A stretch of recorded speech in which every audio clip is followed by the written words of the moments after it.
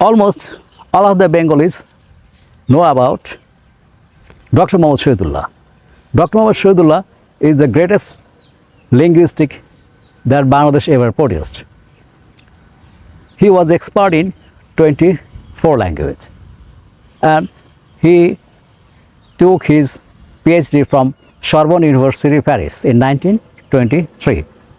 And we didn't know that he also wrote a biography of the great Prophet Muhammad, peace be upon him. I also didn't know that, but whenever I got this book, I have known that that great linguistic has written on our Prophet also. The book was published in September 2010, and the first published in 1915, and it has many descriptions. It is not a traditional biography. The writer has taken help of the Hadith and the Holy Quran, and he established his thinking on the great Prophet.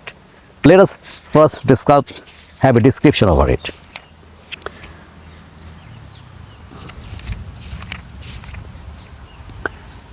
We will discuss some of the point. The Prophet, an icon for the whole world, page 18. To describe the Prophet as the icon of the whole world, he has taken the help of Thomas Carlyle. We also know about Thomas Carlyle. He is a great scholar. And he has taken the quotation of French writer Alfred de Martin, philosopher, orator, apôtre, legislator, warrior, conquerant de ideas, restaurateur de dogmes, William Clark's sans images, founder de Vengi empires, stress et un empire spiritual, voilà Mohammed, a touts les éclairs on ailleurs measure la grandeur humaine, quel home fit plus grand. It means that as a philosopher, as an orator, as a preacher, as a warrior, as a legislator, and he is the man who established a religious kingdom. And if you want to judge him, no one is comparable to him. He is the most respected person. There he said that he regarded the Prophet as the most wonderful man of the world. And he again used Thomas Carlyle's quotation.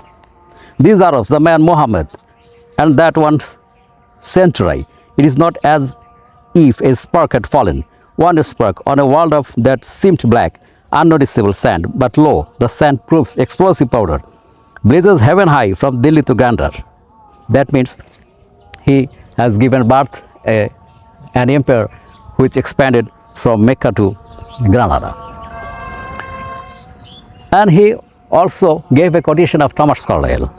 I said, the great man was always as lightning out of heaven. The rest of men waited for him like fuel, and then the two shoot flame. Hero worship, hero as a prophet. That means he described that the Prophet has two miracles. The first one is he expanded a religious empire from Mecca to Granada. And the second thing is the Holy Quran. It is also described as a miracle. And here, Immanuel Dutch, another scholar, he said, a book by the aid of which the Arabs conquered a world greater than that of Alexander the Great, greater than that of Rome, and in as many tens of years as the later had wanted hundreds to accomplish her conquest, by the aid of which they alone of all the Shemites came to Europe as kings, whether the Phoenicians had come as a tradesmen or the Jews as fugitive or captives, came to Europe to hold up together with these fugitives the light to humanity, they alone.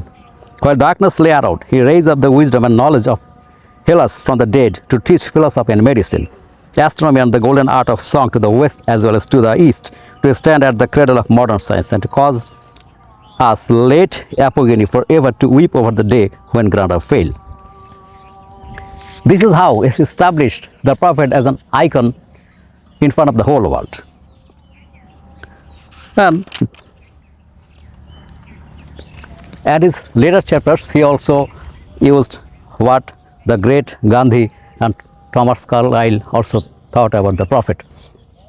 And in this book, we also get to a specific date of the revelation of the Holy Quran.